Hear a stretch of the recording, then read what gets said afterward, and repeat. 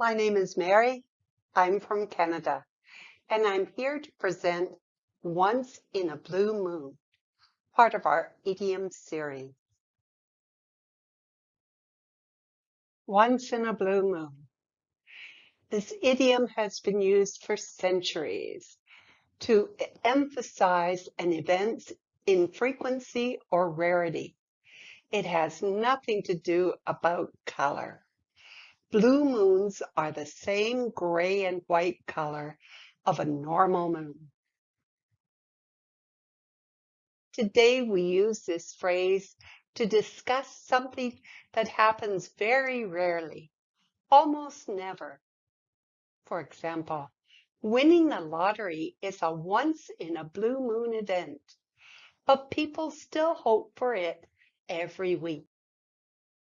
A brief history. The second full moon in a calendar month is a blue moon. This happens once every 33 months. Even rarer is two blue moons in the same calendar year. This happens about 4 times per century. Which idiom would you like me to discuss?